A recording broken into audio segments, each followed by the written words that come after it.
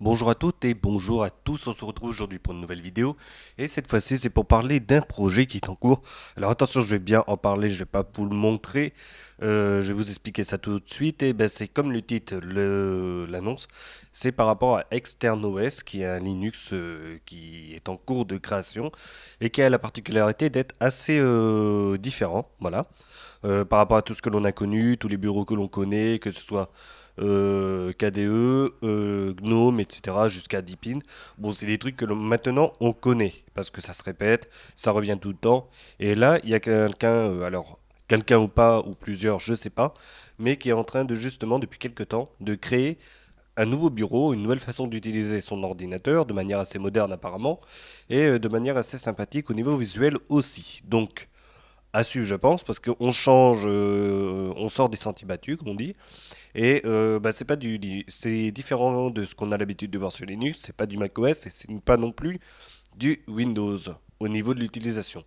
Donc c'est pour ça que je trouve que c'est assez intéressant. On se retrouve pas avec un OS tactile comme on a sur Android par exemple qui est fait de manière différente pour les PC avec ChromeXOS et tout. Non, on sent vraiment de tout. Voilà. Alors, on va le présenter. Il est assez tôt, c'est bien, 8h36, il fait 7 degrés le matin, c'est très bien, on est à Limoges, tout va bien. Allez, trêve de plaisanterie.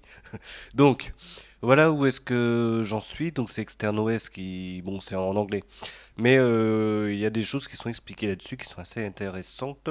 En l'occurrence, avec des liens que je vais vous montrer de la personne qui est à l'origine du projet. C'est pour ça que je ne sais pas s'il est vraiment seul ou s'il est accompagné de plusieurs personnes. Je pense qu'à mon avis, il y a quand même quelques personnes en plus qui travaillent dessus. Mais depuis le temps que ça y est, je pense que voilà, ça date pas d'aujourd'hui. Donc on va commencer par voir déjà une première image. Donc voilà ce qu'il en est, le visu un petit peu de l'OS. Et ben je trouve que c'est pas mal parce que dans le sens où justement on a, alors c'est du Linux, hein, je rappelle, on a quand même un effet de transparence, un petit peu comme ce qu'on en a connu sous Windows Aero, voilà. Donc pour ceux qui ont connu Windows Vista, Windows 7, avant que tout disparaisse, et maintenant le Windows 10 qui reprend un petit peu l'avantage. Donc si je mets ça, vous voyez que c'est un petit peu flouté en arrière-plan. Donc là, on se retrouve avec un petit peu la même chose et une apparence assez arrondie, ce qui peut être intéressant. Un petit peu ce que l'on a connu sous Windows Vista et Mac OS au niveau des arrondis des fenêtres. Donc ça c'est pour ça. Après, il y a d'autres images évidemment. Voilà, donc là avec Internet qui est actuellement actif, il y en a bien évidemment d'autres. Voilà, donc là c'est un peu différent, notamment au niveau des boutons, mais c'est toujours transparent, vous voyez. Alors, c'est pour ça justement que j'ai dit c'est complètement différent de ce qu'on a l'habitude de faire. Là, vous voyez comment c'est positionné ici. Et cet OS, il existe. Alors, il existe, il n'y a pas de souci, mais il est en bêta. Je sais plus où est-ce qu'ils l'ont mis. Alors, c'est pas là, c'est sur un autre site. Bref. Donc là, il y a des choses ici. Et après, si on va sur Internet, alors c'est celui-là, oui. Donc là, on a vraiment la vidéo de présentation. Donc là, je vais couper son. Et comme ça, vous pouvez voir un petit peu. Normalement, il n'est pas censé y avoir de copyright. Donc ça risque pas trop au niveau de la vidéo.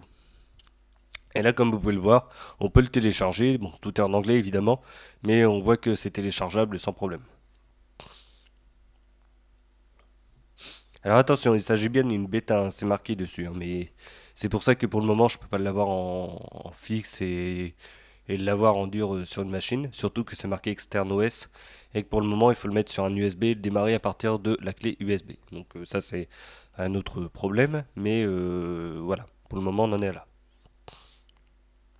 Donc voilà pour la vidéo de présentation. Alors je vais passer un petit peu ça, voilà. Vous voyez, donc là on retrouve vraiment les fenêtres qui sont transparentes et tout, donc ça, je pense que c'est pas mal aussi.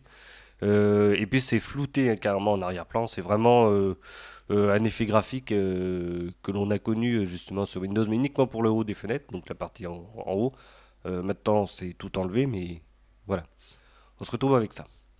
Donc, que dire d'autre? Il y a Sébastien sur Actualia, donc qui est ici. Alors justement, il l'a testé, même en caméra externe, mais il a pu le tester un petit peu, voir ce qu'il y avait. C'est pour ça que j'ai pas refait une vidéo exactement comme lui, ça sert à rien de faire exactement la même chose. Je pense que j'en ferai une quand il y aura vraiment une avancée là-dessus. Étant donné qu'on est en bêta, alors je sais plus si c'est la bêta 2, la bêta 3, je crois que c'est la 3 d'ailleurs. Quand il la sortir en fixe, peut-être ce sera intéressant de voir ce qu'il en est là-dessus. Sachant que, comme il a dit lui, il y a des parties qui ne sont pas totalement terminées. Donc par contre, voilà, je vous laisserai le lien en description de tout ça. Donc je vais faire apparaître le lien aussi.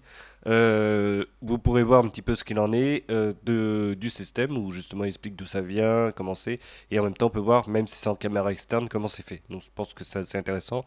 Donc il y a cette partie-là, donc là vous avez le lien, je vous mettrai en description, et vous avez l'autre au niveau de la présentation, pareil en description, je vous le mettrai.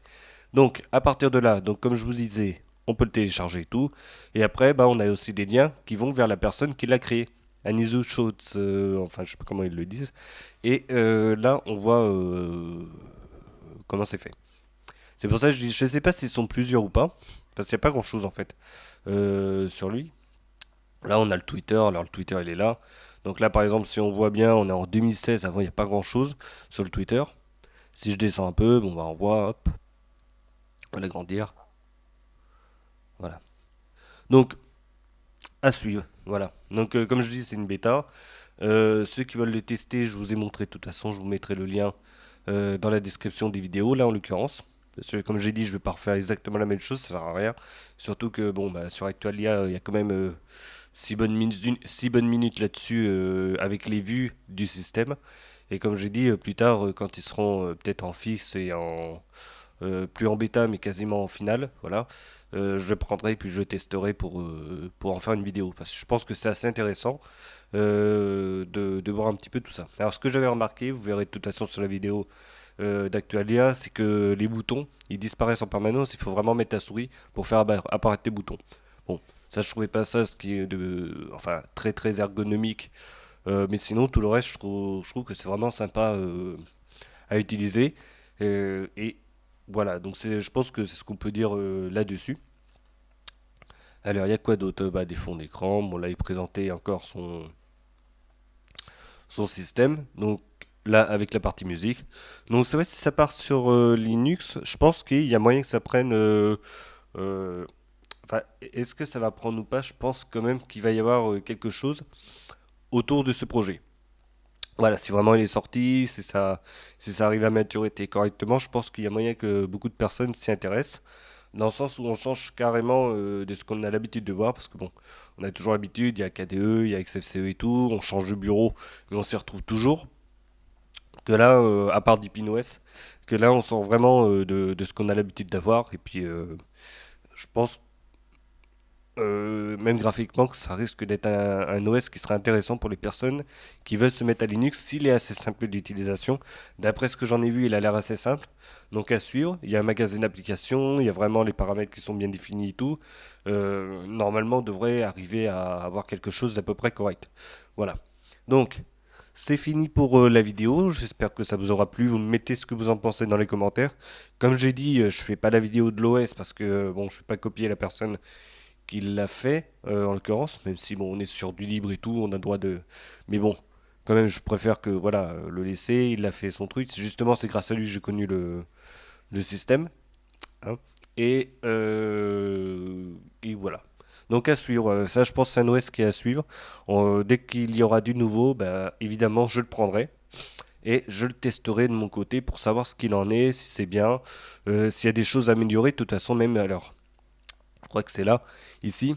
Euh, et je crois qu'ils disent. Alors je sais plus où c'est. Ah oui, c'est là. Donc là, ils ont dit justement, enfin il a dit qu'on pouvait laisser des commentaires sur ses réseaux sociaux. Alors, bon, le Instagram, j'ai pas compris parce il est bridé. Faudrait que je m'abonne. Bon, tant pis, mais c'est pas grave. Mais en tout cas, le Twitter, il est dispo. Il est ici. Donc on peut lui laisser des commentaires et tout, savoir ce que l'on en pense. Donc je pense que c'est pas mal de ce côté-là, voir un petit peu ce qu'il en est. Et c'est pour ça justement que je sais pas s'il n'est pas tout seul à avoir fait ça, malgré tout, ou s'il y a peut-être quelqu'un, mais je pense pas qu'il soit beaucoup à travailler dessus. Voilà. Alors après pour le rejoindre et tout, je ne sais pas du tout comment c'est. Euh, donc voilà. Allez, on se retrouve pour une prochaine vidéo. En attendant, portez-vous bien. Vous, dans les commentaires, vous dites ce que vous en pensez. Et n'hésitez pas à checker justement ces deux petites vidéos. Comme ça, on voit beaucoup mieux pour le système, ce qu'il en est. Sébastien, lui en plus, c'est en français, donc c'est nickel pour pouvoir voir un petit peu ce qu'il en est, avoir son ressenti de son côté. Donc bon, lui, il a bien aimé et tout. Moi personnellement, j'ai bien aimé aussi le système tel qu'il l'avait présenté. Donc c'est pour ça, je pense que c'est vraiment une chose à suivre. Et l'autre vidéo qui présente vraiment, ça, bon, même si c'est de la pub, mais ça permet de voir vraiment l'interface et tout. En gros, avec les parties les plus, comment dire, pas les plus belles, mais enfin celles qui sont les plus représentatives du système. Voilà.